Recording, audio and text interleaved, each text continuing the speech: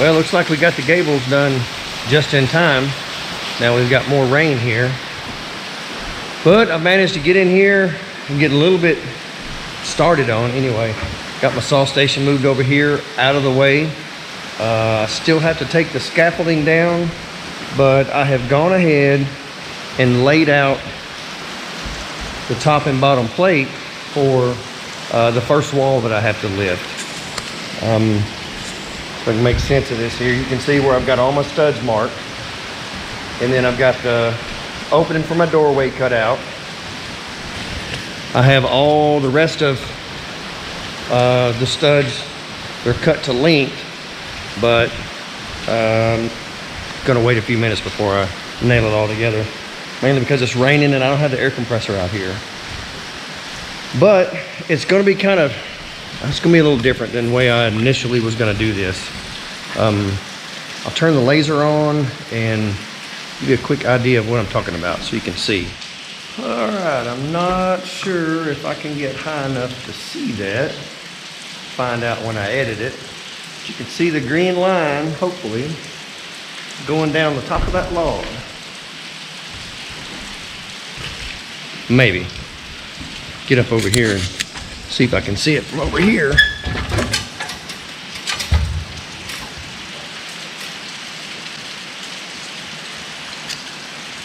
May be able to zoom in whenever I edit this. But there is a green line that goes across the top of that beam.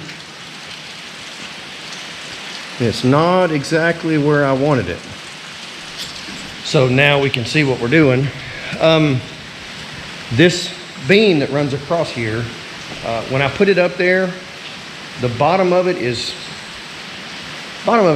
just about the same. I'm within a ½ inch on one side of the other, which is no big deal. I mean, it's gonna have to notch this anyway. Problem is, the butt is so much bigger on the other end, I'm really gonna have to cut into it.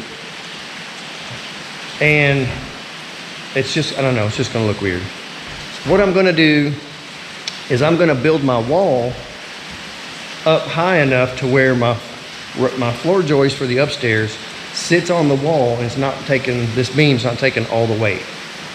It'll come just a little flush on the top over here, not just a little bit. I have to go several inches on the other end.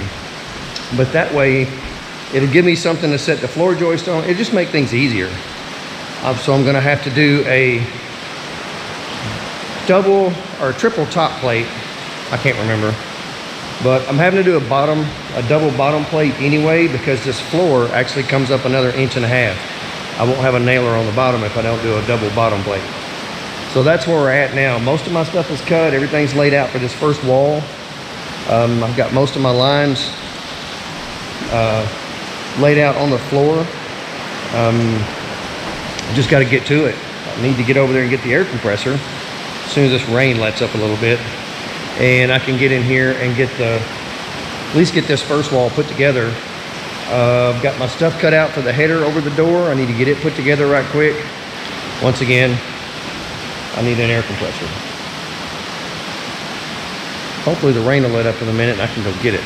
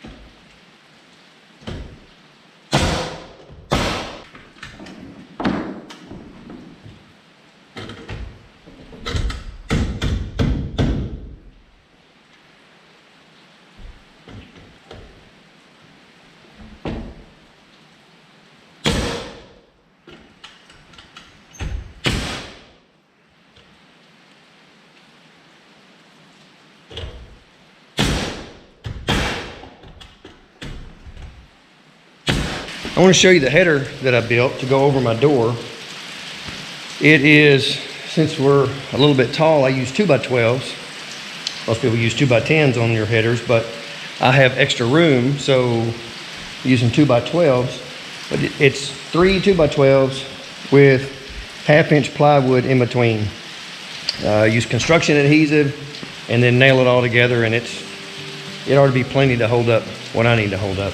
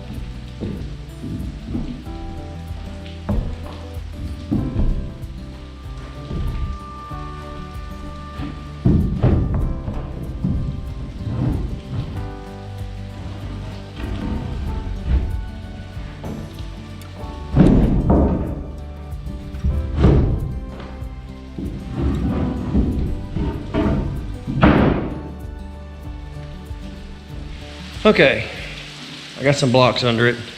I'm gonna have to get a little creative on picking it up because I just grabbed it in the middle and picked up on it. This thing is heavy. So, I don't know. I'll work on it some more this evening and try to figure out. It's about 9:30. I'll figure out how I'm gonna pick it up, and then hopefully I can raise this thing up in the morning. We'll see.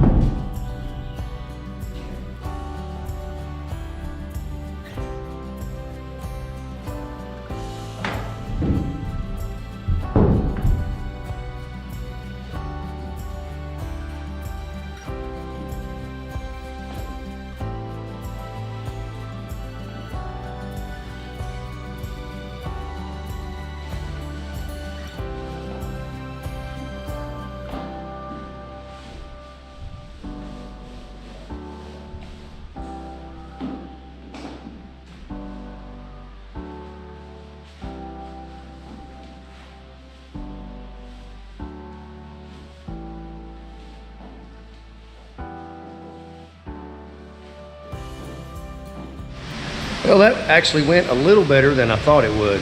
It was kind of slow going, but I just wanted to make sure that nothing was going to come crashing down.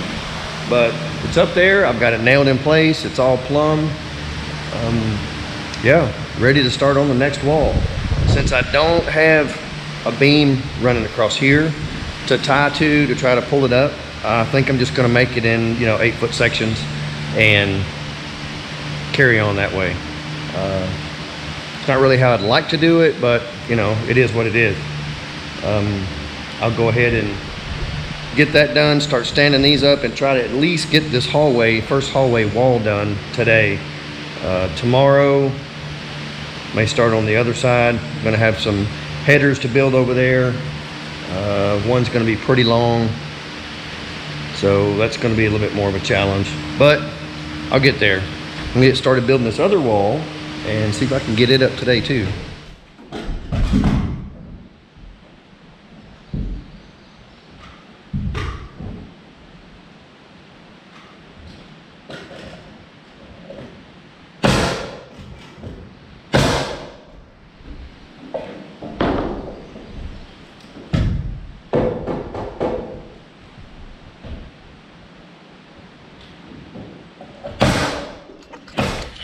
All right, before I raise this little section of the wall up, I'm gonna go ahead and nail down my bottom plate. You know, I have a double bottom plate and a double top to get the correct height over this beam up here. You can see my layout line. Maybe you can see it, runs right down through there. So I just have to get up against that line. I can nail this to the floor. I'll pick this wall up, set it on it and plumb it up, nail it down, and then I'll put the short section of top plate on it. I have a gap, you can see, got a 5.5 inch section up there where I stop short with my top plate. I'll run the top plate off of this wall onto that one and tie the two together. So we're nailed into the floor and then we're connected together up here to kind of help give it a little bit of strength. I don't know if that's how you're supposed to do it, but that's how I'm doing it.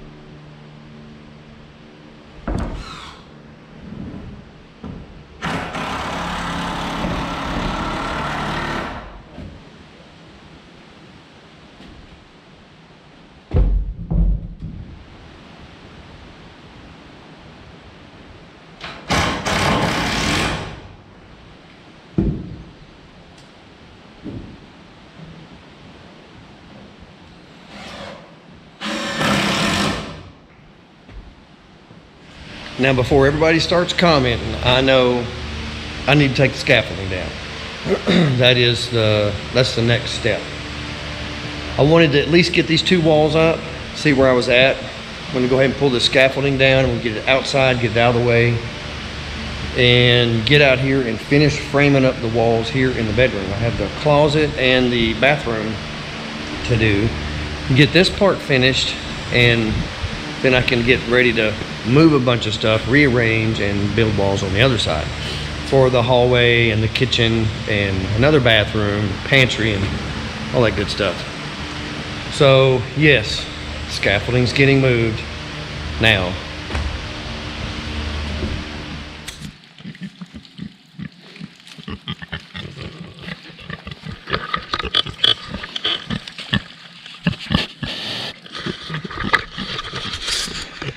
All right, I've been getting a lot of people asking me if I still have the pigs. The answer is yes. They're about to eat me out of house and home, but it's just been one thing after another, so they haven't gone to freezer camp yet. Feeding these two is about like having a car payment on a new truck. I mean, it's not cheap. They go through a lot of feed, but whatever, they're still happy. Eventually I'm gonna get it done. I have rigged up a climate controlled salt box. Since it's so late in the year, you really can't, I mean, it's too hot to put them, you know, anyway, I've got that done. They've gotten to where they like their daily showers they get out here. So they're still here. I still have all the chickens and then some. I'm up to, I don't know, roughly 50 chickens now. We had several hens that were sitting on eggs. We put a few in the incubator, and next thing you know, I'm covered in chicks. So the chickens are multiplying quickly. So that's it. I'm wrapping this one up. I'm gonna get back over there and get everything moved around, get set up so I can start working on a couple more walls. I'm gonna try, I don't know if I'm gonna get it done this weekend, but I'm gonna try and have most of the downstairs framed out this weekend if I can. Then I can start working on floor joists for the upstairs and start running the decking up there. Then of course I have to frame out the upstairs. But this is getting these gable ends closed off. It's really made a difference. I can get busy and keep on working rain or shine now. Hopefully I'll have this thing closed in and be chinking here for too long.